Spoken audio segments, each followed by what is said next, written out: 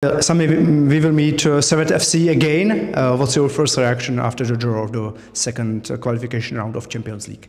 The draw is good, and going against Servette again is we know them to be a tough opponent, but we are happy with the draw. How difficult is to play against Servette FC?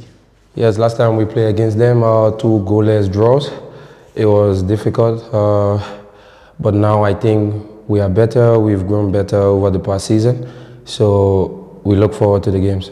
How do you remember on these last 2 games against Servette? It was at the end. It was very, very good for us because we went to the quarterfinals of the Conference League. But overall, the 2 games, it was so difficult, especially the first leg there in Switzerland. But at the end, it was very good for us. What is our goal for these 2 matches? Our goal is simple: to qualify to the next round and win these 2 matches and be confident as much as we can. Marku, ve druhém předkole nám los přisoudil Servette FC. Jaká je tvoje první reakce na los? Tak sledovali sme ten los poctivo, dá sa povedať, v priamom prenose. Prisúdili nám Servette, s ktorými máme skúsenosti už, nejaký zápas tu i u nich sme odohrali úspešný, takže tešíme sa na zápas, prijímame to s respektem. Blesknul ti hlavou ten penaltový rozstřel?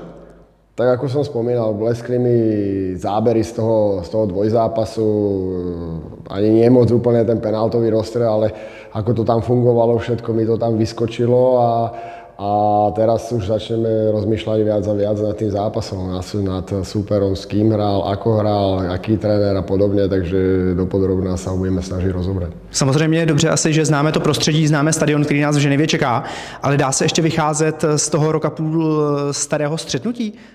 Tak prostredie bude stejný, čo sa týka tých bližších informácií, čo sme pozerali, tak v rýchlosti tí hráči sa moc nemenia, čo je trošičku prekvapivé. Ostávajú podľa mňa 8-9 hráčov, ktorí hrali proti nám, tak hrali posledné kolá, takže napriek tomu, že sa zmenil trenér, takže i ten štýl, to uvidíme, to sme ešte nepozerali, skôr len menovite a ako hovorím, budeme sa snažiť pripraviť dopodrobná, všetko vyzobnúť od toho nášho zápasu i od tých zápasov, ktoré odohrali posledne a uvidíme. Ten dvojboj začneme tady doma v Dosan Areně. Co bude důležitý pro tenhle zápas?